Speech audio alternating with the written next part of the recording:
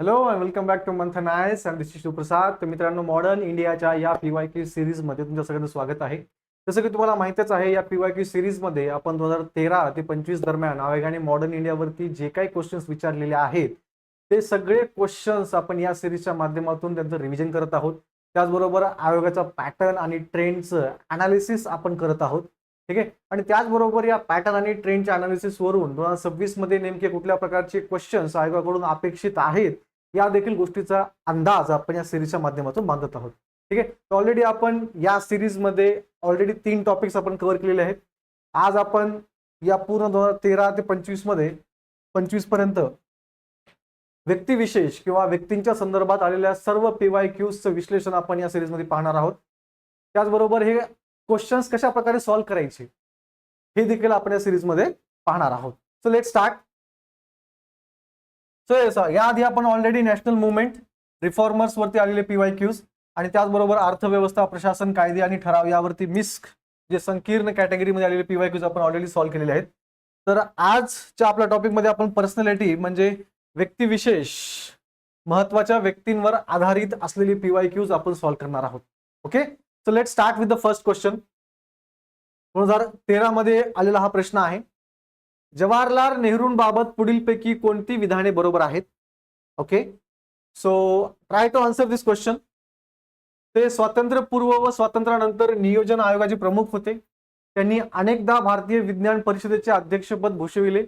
Nehru report लिहून त्यांनी भारतासाठी आदर्श राज्यघटनेचा आराखडा मांडला. मला पाश्चात्य जगात निर्वासित वाटते, पण मातृदेशातही कधी कधी परक्यासारखे वाटते, असे त्यांचे मत होते. आता एक सिंपल इलिमिनेशन टेक्निक वापरून तुम्ही हा क्वेश्चन सहजपणे सॉल्व्ह करू शकता. यामध्ये काही रॉकेट सायन्स नाही आहे. ठीक आहे. एक जनरल गोष्ट सगळ्यांना माहिती आहे की नेहरू रिपोर्ट जे आहे तो मोतीलाल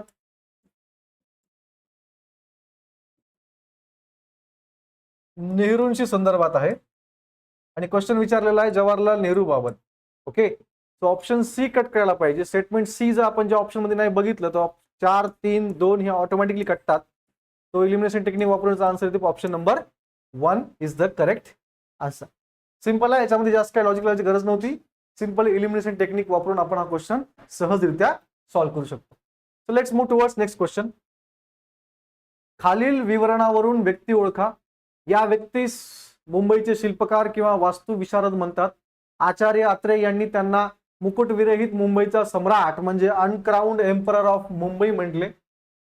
ते मराठी, इंग्रजी व संस्कृत मध्ये उत्कृष्ट होते. एल्फिन्स्टन कॉलेज त्यांचे देणे आहे. सो गाईज, जेव्हा पण तुम्ही व्यक्तिविशेष किंवा पर्सनॅलिटी जेव्हा असा प्रश्न विचारला जातो की खालील विवरणावरून किंवा खाली दिलेल्या माहितीवरून व्यक्ती ओळखा.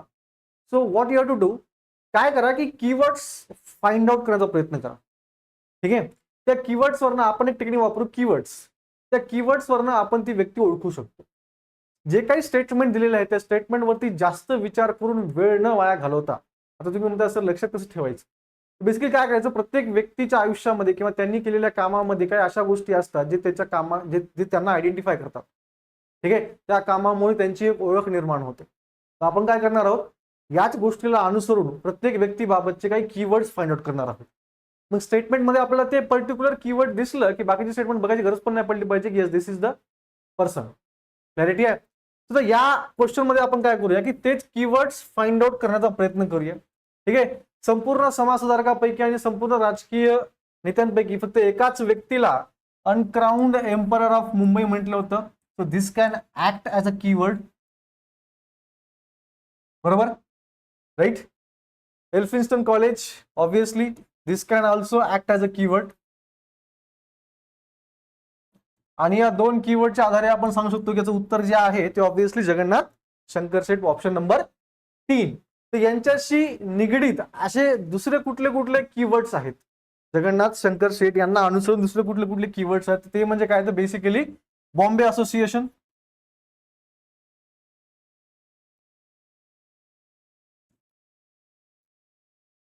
यामध्ये देखील त्यांची महत्वाची भूमिका आहे. कधी, 1852. Elphinstone college already yes 1834. आणि त्याचबरोबर Bombay native education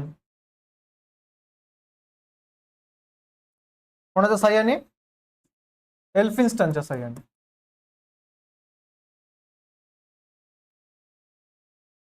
so Bombay native education association, Bombay association, Elphinstone college आणि अनक्राउंड एम्परर ऑफ मुंबई हे कोणाचे कीवर्ड्स आहेत? नाना जगन्नाथ शंकर शेठ. ओके, सो हे कीवर्ड्स तुम्ही आयडेंटिफाय करा, जेणेकरून तुम्हाला काय होईल की उत्तरापर्यंत जायला अजून जास्त मदत होईल. ऑब्व्हियसली हा तर क्वेश्चन फार सिंपल होता, 2013 मध्ये कॉलेजला क्वेश्चन आहे आणि स्ट्रेट फॉरवर्ड विचारलेला क्वेश्चन आहे. ज्या कुठल्या विद्यार्थ्यांनी सिन्सिअरली अभ्यास केलाय समाजसुधारकांचा किंवा राजकीय नेत्यांचा, महत्वाच्या व्यक्तींचा, तो सहजपणे हा क्वेश्चन सॉल्व्ह करू शकतो. क्लॅरिटी आहे? सो नेक्स्ट 16 मध्ये विचारलेला प्रश्न आहे. अगेन खालील विवरणावरून व्यक्ती ओळखा. गंगाधर गाडगीळ यांनी त्यांना आधुनिक भारताचे शिल्पकार. Yes, this is also keyword. हे सुद्धा एक कीवर्ड आहे. दादाभाई नौरोजी व न्यायमूर्ती रानडे यांच्या आर्थिक राष्ट्रवादाचा पाया त्यांच्या विचारामध्ये आहे.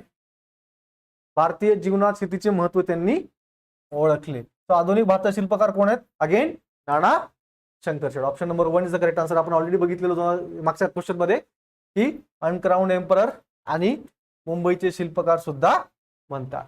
Yes, these are the keywords. कोणाचे आहेत ते? नाना शंकर शेठचे. बाकीच्या सेट म्हणजे आपल्याला गरज पण नाहीये. ठीक आहे, फक्त एक कीवर्ड्स मॅच झाले.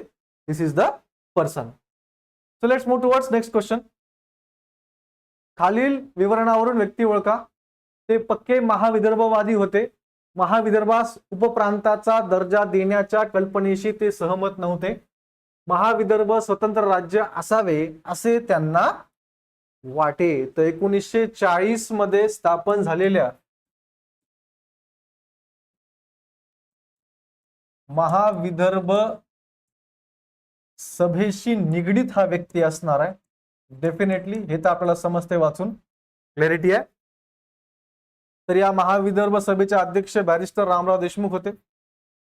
पण हे आपला आन्सर असेल का? So let's think, let's try to find the remaining keywords. Clarity आहे?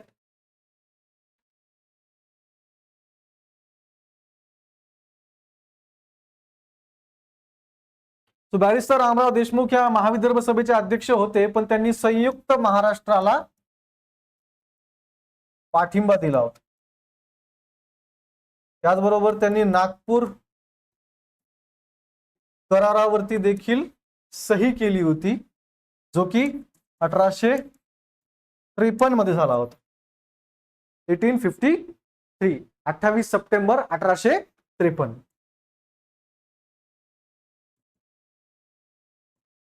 क्लॅरिटी आहे?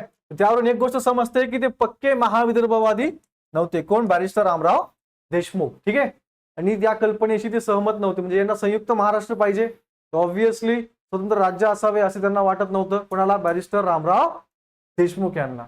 त्याचं करेक्ट आन्सर आहे बापूजी आणि. क्लॅरिटी आहे? यांच्या संदर्भातले नेमके कुठले कुठले कीवर्ड्स आहेत? ठीक आहे, त्यांना लोकनायक ही पदवी मिळाली होती. क्लॅरिटी आहे? त्याचबरोबर त्यांना लोकनेते, ठीक आहे, आणि त्याचबरोबर आदरणीय पिता,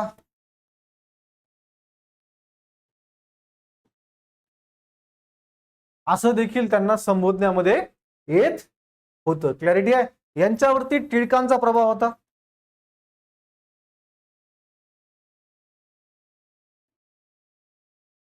पण त्यांच्या मृत्यूनंतर त्यांनी महात्मा गांधींचं नेतृत्व स्वीकारलं.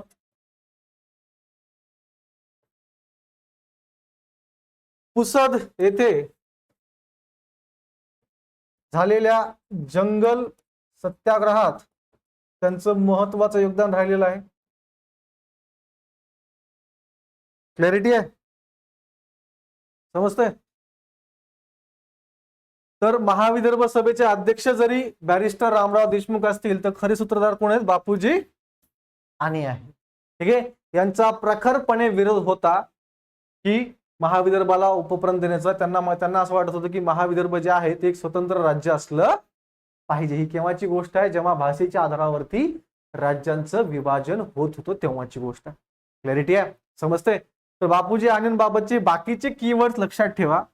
जर तुम्हाला 26 मध्ये क्वेश्चन आला त्यामध्ये हे कीवर्ड जर मेन्शन केले असतील त्याच्यावरून तुम्हाला क्लिअरली समजलं पाहिजे की बापूजी आणि हे जे आहे ते आन्सर असायला पाहिजे. क्लॅरिटी आहे. त्याचबरोबर अजून एक त्यांचं महत्वाचं कीवर्ड म्हणजे काय, त्यांच्या यशोर्णवा या कादंबरीला साहित्य अकादमी पुरस्कार भेटलेला आहे.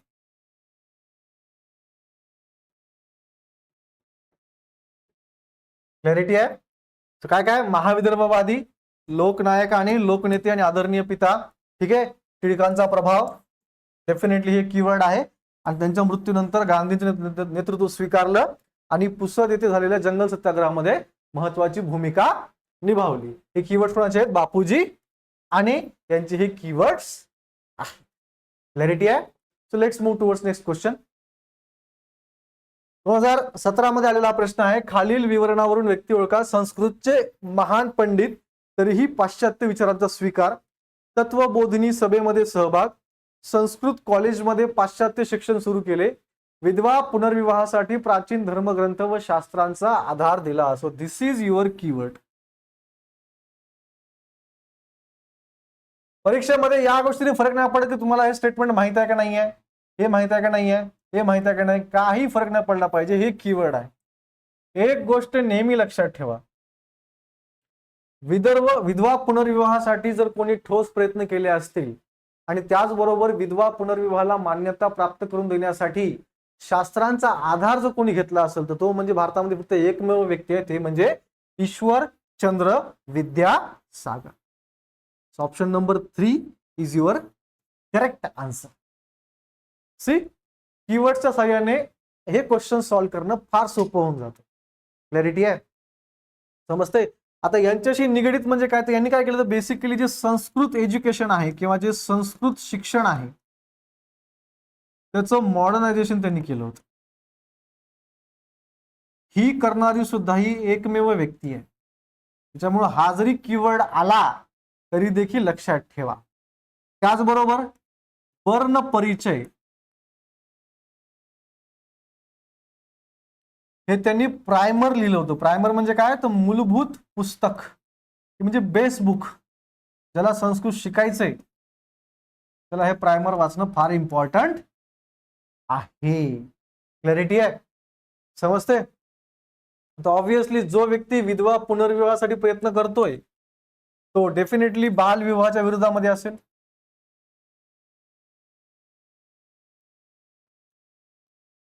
कारण का बालविवाह सुद्धा एकमेव कारण आहे ना विधवा पुनर्विवाहासाठी, विधवा होण्यासाठी. का खूप कमी वयामध्ये लग्न होतात आणि खूप मोठ्या व्यक्तीशी लग्न होतात, तो व्यक्ती मरतो आणि खूप कमी वयामध्ये मुलगी विधवा होते. क्लॅरिटी आहे. आणि त्याचबरोबर बहुपत्नीत्व वाच्या विरोधामध्ये होते ईश्वरचंद्र विद्यासागर. विद्यासागर ही त्यांना पदवी मिळालेली आहे. म्हणजे काय, ज्ञानाचा सागर. संस्कृत कॉलेजमध्ये शिकवताना. क्लॅरिटी आहे. 1850 मध्ये प्राचार्य बनले होते संस्कृत कॉलेजचे. क्लॅरिटी आहे. त्याचबरोबर सरकारी शाळांचे निरीक्षक हे पद त्यांनी भूषविलं होतं आणि हे पद भूषवित असतानाच त्यांनी 35 मुलींच्या शाळांना मान्यता दिली होती.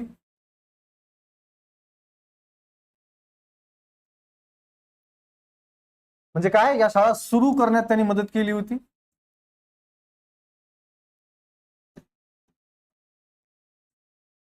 क्लॅरिटी आहे. आणि 1849 मध्ये स्थापन झालेल्या बेथुने स्कूलचे ते सचिव होते. क्लॅरिटी आहे. तर हे सगळे कीवर्ड्स ईश्वरचंद्र विद्यासागर बाबत लक्षात ठेवा. ठीक आहे. म्हणजे बाकीचे स्टेटमेंट जरी आपल्याला एक्झाम हॉलमध्ये आठवत नसतील की हे नेमकं काय, काही स्टेटमेंट ऑब्व्हियसली तत्वबोधिनी सभेमध्ये सहभाग बऱ्याच लोकांचा होता, तो तुम्ही त्या व्यक्तीपर्यंत पोहोचू शकत नाही ना की तत्वबोधिनी सभेमध्ये नेमका सहभाग कोणाचा आहे. क्लॅरिटी आहे. सेम गोज विथ संस्कृतचे महान पंडित, ऑब्व्हियसली फार कमी लोक आहेत. ठीक आहे. आणि तरीही पाश्चात्य विचारांचा स्वीकार करणारा एकमेव व्यक्ती आहे तो म्हणजे काय, ईश्वरचंद्र विद्यासागर. क्लॅरिटी आहे. तर असे काही कीवर्ड्स आपण आयडेंटिफाय करायचे प्रत्येक व्यक्तीबाबतचे, ज्यामुळे जेव्हा आपण अभ्यास करताय तुम्ही समाज सुधारकांचा किंवा महत्वाच्या व्यक्तींचा, त्या व्यक्तीबाबतचे कीवर्ड्स एका पानावरती लिहून ठेवा. आणि हे कीवर्ड्सच तुम्हाला मदत करतील तो व्यक्ती आयडेंटिफाय करण्यासाठी. क्लॅरिटी आहे. कारण का स्टेटमेंट्स कधी कधी खूप वेग असतात आणि ते एकाच व्यक्तीकडे कधी कधी पॉइंट आउट नाही करत. क्लॅरिटी आहे. So let's move towards next question. पुढील वाक्यात खाली दिलेल्या कोणाचे वर्णन केलेले आहे? स्कॉटिश मिशन शाळेत असताना मानव सर्वसम समान असतो हे तत्व शिकले होते. ख्रिश्चन मिशनरांच्या प्रभावामुळे त्यांना शिक्षणाचे, सामाजिक सुधारण्याचे आणि जागतिक मानवतावादाचे महत्व कळले. त्यांनी विधवा पुनर्विवाहाला उघड पाठिंबा दिला आणि स्त्री भ्रूण हत्येच्या प्रथेचा विरोध केला. तर बघा, विधवा पुनर्विवाहाला यांनी देखील पाठिंबा दिलाय आणि ईश्वरचंद्र विद्यासागर यांनी देखील मागच्या प्रश्नामध्ये पाठिंबा दिला होता. क्लॅरिटी आहे. त्या दोन स्टेटमेंट काय डिफरन्स आहे? सॉरी, एक मिनिट. पाठिंबा देणे आणि प्राचीन धर्मग्रंथांनी शास्त्रांचा आधार देणे या दोन गोष्टी वेगळ्या आहेत. क्लॅरिटी आहे. समजते? म्हणजे काय, इथल्या व्यक्तीने काय केलंय की फक्त आणि फक्त विधवा पुनर्विवाहाला पाठिंबा दिलाय की विधवांना पुनर्विवाह करण्याचा अधिकार मिळाला पाहिजे. ठीक आहे.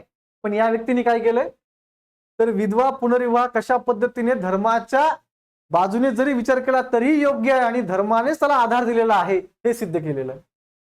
बरोबर आहे. हे कीवर्ड प्रत्येक व्यक्तीबाबत, त्यामुळे ते लक्षात ठेवा. त्याच्यामुळे फक्त या स्टेटमेंट वरून की विधवा पुनर्विवाहाला पाठिंबा दिला, विधवा पुनर्विवाहाला पाठिंबा देणारे बरेचसे समाज सुधारक आहेत, पण या एका स्टेटमेंट वरून आपल्याला सांगता येत नाही की नेमकं तो कुठल्या समाज सुधारकाबद्दल ती गोष्ट क्वेश्चन विचारते. क्लॅरिटी आहे. तर मग या स्टेटमेंट मध्ये कीवर्ड काय? ऑब्व्हियसली स्कॉटिश मिशन शाळा, कारण का फार कमी समाज सुधारक आहेत की ज्यांनी स्कॉटिश मिशन शाळेमध्ये शिक्षण घेतलेलं आहे. क्लॅरिटी आहे. उत्तर काय? Jyotiba Phule. Option number 3 is your correct answer. Keyword वरून जेव्हा आपल्याला व्यक्ती ओळखता आलं त्यानंतर बघायचं की बाकीचे स्टेटमेंट लागू पडतात का नाही पडतात. ख्रिश्चन मिशनरांच्या प्रभावामुळे त्यांना शिक्षणाचे आणि सामाजिक सुधारण्याचे आणि जागतिक मानवतावादाचे महत्व कळले. डेफिनेटली. विधवा पुनर्विवाहाला उघड पाठिंबा दिला. यस, ज्योतिबा फुले. आणि स्त्री भ्रूण हत्येचा प्रथेचा विरोध केला. येस, हे देखील त्यांना लागू. क्लॅरिटी. येस, सिंपल आहे. सो पहिल्यांदा काय करायचं, सगळ्यात पहिल्यांदा असा क्वेश्चन आल्याबरोबर कीवर्ड आयडेंटिफाय करण्याचा प्रयत्न करायचा. ठीक आहे. त्याशिवाय यामध्ये आपल्याला मोक्ष नाहीये. क्लॅरिटी आहे. समजतं मी काय म्हणतो ते? यामध्ये दुसरे व्यक्ती कुठले कुठले आहेत? दादोबा पांडुरंग तरखडकर हे देखील एक महत्वाचे व्यक्ती आहेत. त्यांच्या बाबतचे कीवर्ड्स कुठले कुठले आहेत? मानव धर्म सभा,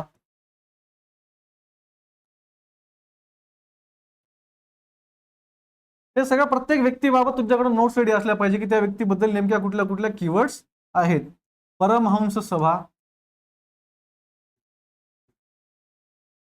ठीक आहे. ज्ञान प्रसारक सभा,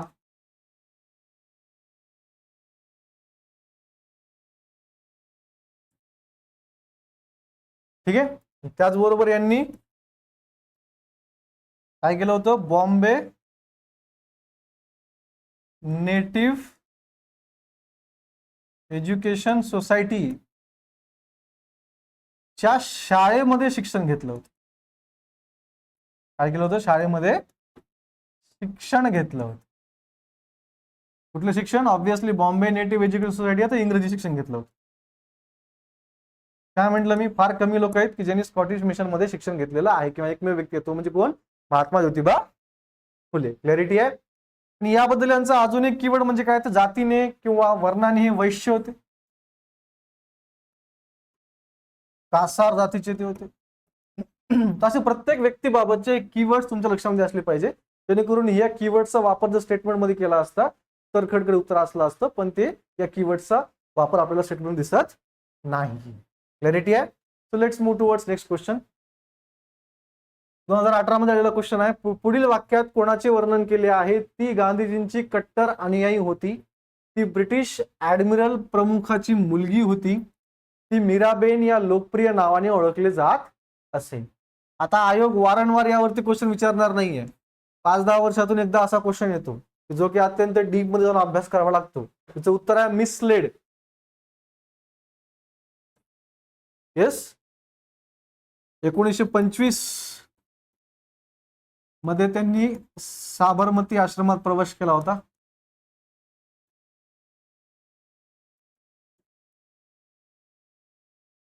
ठीक आहे. British royal navy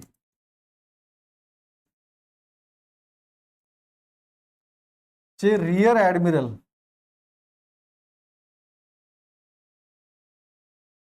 Edmund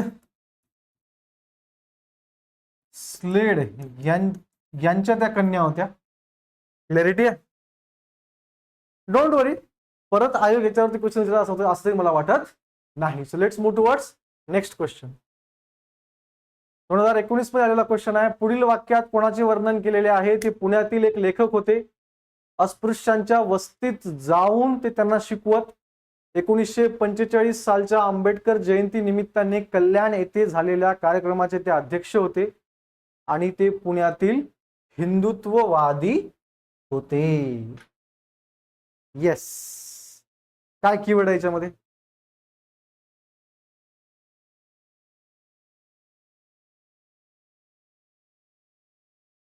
number 1 ते म्हणजे पुण्यातले हिंदुत्ववादी होते. ऑब्विसली हा विरोधाभास आहे की 1945 मध्ये आंबेडकर जयंतीच्या निमित्ताने कल्याण झालेल्या कार्यक्रमाचे ते अध्यक्ष आहेत. त्याचबरोबर अस्पृश्यांच्या वस्तीत जाऊन ते त्यांना शिकवायलेत. प्लस त्याचबरोबर ते हिंदुत्ववादी देखील आहेत. So your option is Shripad Mahadev माटे उर्फ बापूसाहेब माटे. Option number 3 is the correct answer. महत्वाचं कीवर्ड काय? ते पुण्यातील एक प्रसिद्ध लेखक होते.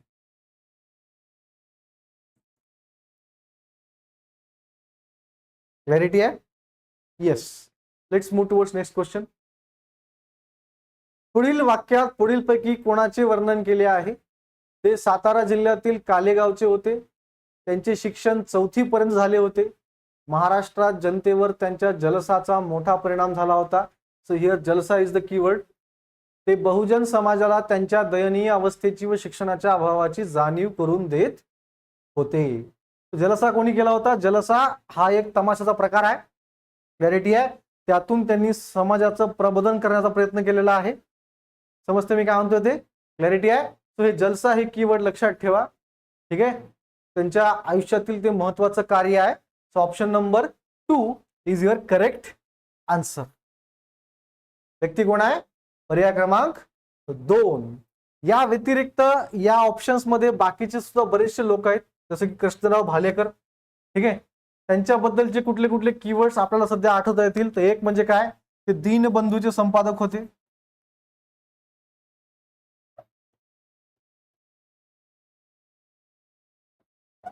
अजून कुठलं कीवर्ड यांच्याबद्दलचं बोलता येईल? तर एक म्हणजे काय, सत्यशोधक समाजाचं ऑब्विसली प्रभाव आहे त्यांच्यावरती.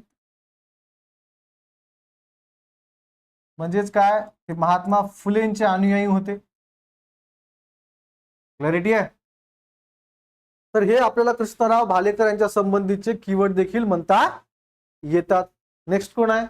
भाऊराव पाटील. यांच्याबद्दलचे कुठले कुठले कीवर्ड्स आपल्याला सध्या आठवता येतील?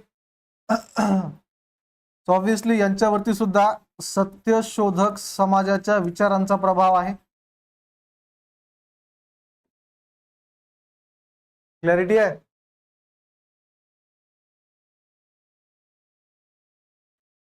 म्हणजे कोणाचा?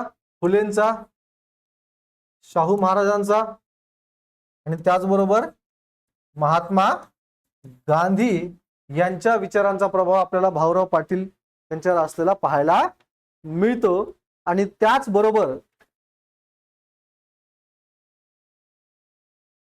रयत शिक्षण संस्था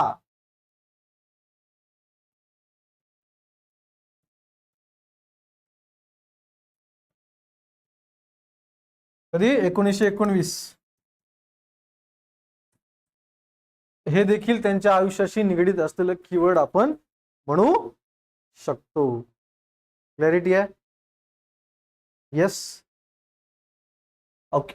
now let's move towards next question. स्वदेशी वस्तू प्रचारिणी सभा या संस्थेचा प्रमुख कोण होता? हा बेसिकली आपण याला व्यक्तिविशेष असलेला क्वेश्चन नाही म्हणू शकत, पण एका एका व्यक्तीशी संबंधित असलेला हा क्वेश्चन आहे, त्यामुळे याच्यामध्ये ऍड केलेला आहे. क्लॅरिटी आहे? ऑब्विसली स्वदेशी चळवळ, स्वदेशी वस्तू, डेफिनेटली महात्मा गांधींचा काही संबंध येत नाही, रानडे यांचा देखील काही संबंध येत नाही, उर्ले Lokmanya Tilak, yes. Option number 2 doctor मुंजेंचा देखील काही संबंध येत नाही, सर लोकमान्य टिळक. क्लॅरिटी आहे?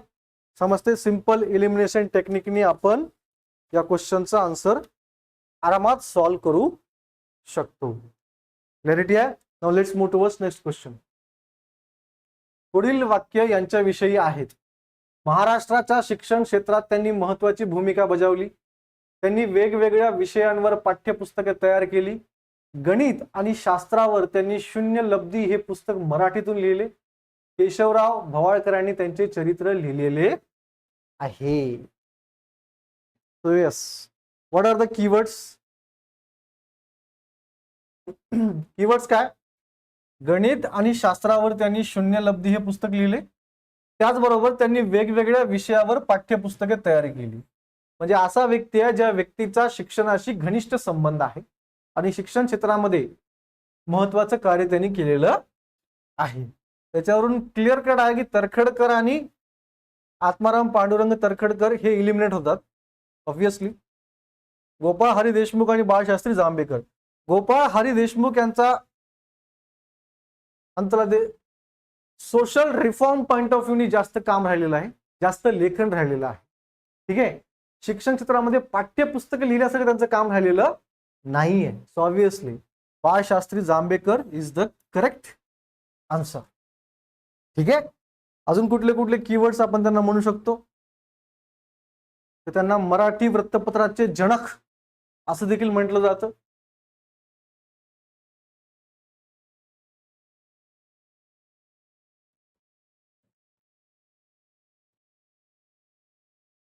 येस, महाराष्ट्राचे पहिले इतिहास संशोधक. ऑब्विसली जो व्यक्ती इतिहासामध्ये संशोधन करतो तो व्यक्ती ऑब्विसली पुस्तकं लिहिणार. क्लॅरिटी आहे? कशामुळे म्हटलं जाते ना मराठी वृत्तपत्र जनक? कारण का दर्पण आणि दिग्दर्शन या दोन वृत्तपत्रांमुळे त्यांना मराठी वृत्तपत्राचे जनक असं देखील म्हटलं जातं. या वृत्तपत्रामधूनच त्यांनी असं म्हटलं होतं की पाश्चात्य शिक्षणाशिवाय भारतीय समाज व्यवस्थेला तरणोपाय नाहीये. कोणाशिवाय? पाश्चात्य शिक्षणाशिवाय भारतीय समाजाला मोक्ष नाही. त्यामुळे जर तुम्हाला समाज सुधारायचा असेल तर पाश्चात्य शिक्षण स्वीकारावंच लागेल. क्लॅरिटी आहे? त्याचबरोबर ते एल्फिन्स्टन कॉलेजमध्ये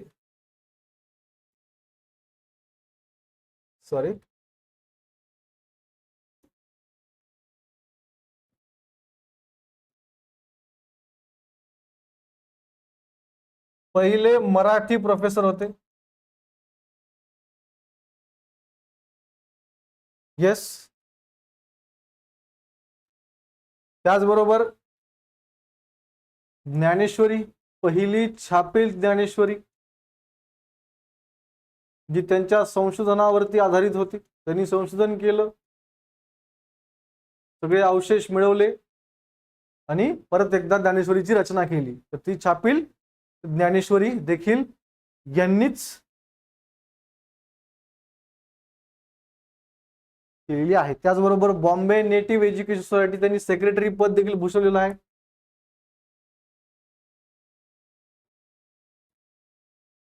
Bombay native education society. Okay, तर हे सगळे कीवर्ड्स बाळशास्त्री जांभेकरांबद्दल आपल्याला लक्षात पाहिजे, माहिती पाहिजे, जेणेकरून बाकीचे स्टेटमेंट जरी माहिती नसेल तर आपण आरामात क्वेश्चन सॉल्व्ह करू शकतो. क्लॅरिटी आहे? Yes. So let's move towards next question. 2024 मध्ये हा क्वेश्चन आलेला आहे. टिळक स्कूल ऑफ पॉलिटिक्सची स्थापना कोणी केली? सिंपल क्वेश्चन आहे, सिंपल आन्सर आहे, जास्त काय लॉजिकलची गरज नाही आहे. लाला लजपत राय. क्लॅरिटी आहे. नेक्स्ट क्वेश्चन, खालीलपैकी कोणी एल्फिन्स्टन फंडासाठी वैयक्तिक 25,000 रक्कम दिली? 2024 मध्ये हा क्वेश्चन आलेला आहे.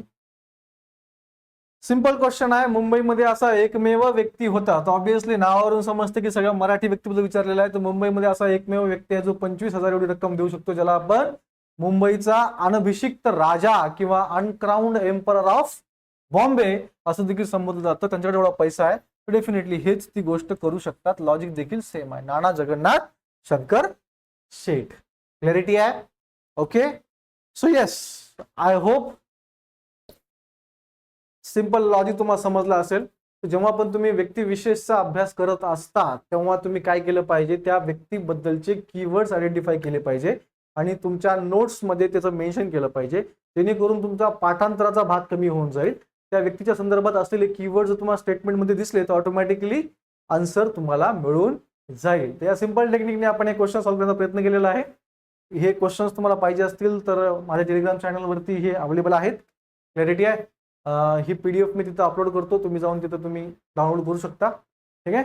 सो यानंतर आपला माझ्यामध्ये शेवटचा टॉपिक उरतोय, जो की लवकरच आपण अपलोड करून टाकू. सो ते तुम्ही मिस करू नये यासाठी तुम्ही सबस्क्राईब करून ठेवा. ठीक आहे. लाईक करा आणि शेअर करा.